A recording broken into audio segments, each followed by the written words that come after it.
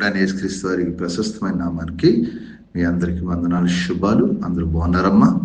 దేవాదేవుడు మరొక నూతన దినం దయచేసిన దేవాదేవునికి వందనాలు చెల్లించుకుంటూ ఈ దినపు వాగ్దానం ధ్యానించుకుని ప్రార్థన చేసుకుని మన పనులు ప్రారంభించుకుందాం. ఈ దినపు వాగ్దానం, తామర పుష్పం పెరిగినట్లు అతడు అభివృద్ధి నొందును. హోషేయ గ్రంథం 14వ అధ్యాయం 5వ వచనంలో రాయబడింది. తామర పుష్పం పెరిగినట్లు అతడు అభివృద్ధి నొందును. తామర పుష్పం ఎక్కడ ఉంటుంది?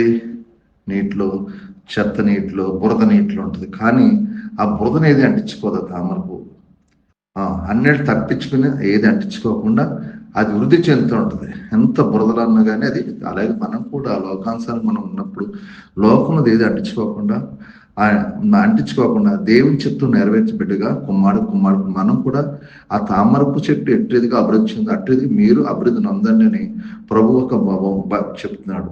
ఈ వాక్యం బోధిస్తుంది మనకి ఈ బైబిల్ గ్రంథం. అందుకే మనం తామర పుష్పం పెరిగినట్లు మనం అభివృద్ధి నొందాలంటే మరి దేవుని చెప్తానుక దేవునికి ఇష్టంగా నడిచి దేవుని కార్యాలు నెరవేర్చేలాగా అలోకంలో మాలి మనం అంటించుకోకుండా దేవునికి వాక్యాన్ని లోబడి నడిచినప్పుడు అలాగే మనం కూడా అభివృద్ధి పొందుతాడు. మనం ఎక్కడున్నా కానీ దేవుడు వృద్ధిలో నడిపిస్తాడు.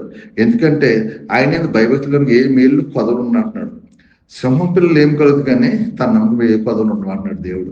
అందుకే మనల్ని ఎలా పోల్చాడు? ఆ తామర చెట్టు ఆ బురదలు ఉన్నా కానీ ఆ బురదను కానీ ఏది అంటించుకోకుండా అది ఆ వృద్ధిని ఉండుతూ ఉంటుంది. అలాగే నువ్వు వృద్ధి పొందాలంటే లోకంలో ఉన్నది ఏది అంటించుకోకుండా దేవుని యొక్క చిత్తం, దేవుని యొక్క నడిపింపులు నడిచినప్పుడు మనం కూడా అభివృద్ధి పొందుతావు. కాబట్టి ఏ అభివృద్ధి కోసం ఎదురు చూస్తున్నావో, ఏ ఇరుకులో ఇబ్బందులు అన్నిటిని నువ్వు దేవుడు తప్పించాలంటే లోకంలో విడిచిపెట్టి ఆత్మానుసారం నడిచినప్పుడు, దేవుని చిత్తానుసారం నడిచినప్పుడు దేవుడు నీ జీవితంలో అద్భుతాలు, ఆశ్చర్య మెరాకిల్ జరిగించి అభివృద్ధి బాటలు నడిచే కృప దేవత మన అందరికీ దయచేయను గాక.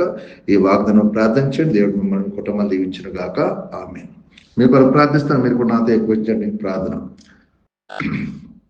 సర్వాధికారి యేసు ప్రభువా, కృపగలవాడ, కనికరపూండ, నీకు వందనాలు, స్తోత్రాలు చెల్లించుకుంటున్నాం. మరొక నూతన గడిపెట్టాం ప్రభా.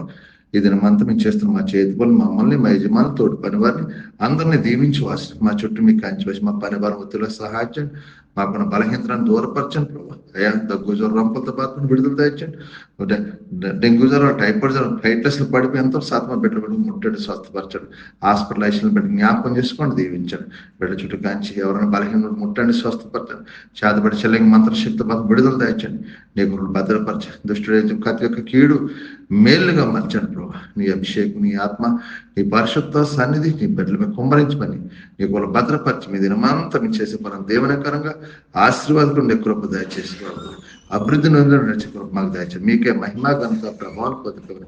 యేసు పరిశుద్ధ నమ్ముడుతున్న తండ్రి, ఆమేన్. వందనాలు ప్రభు మేము దీవించిన గాక.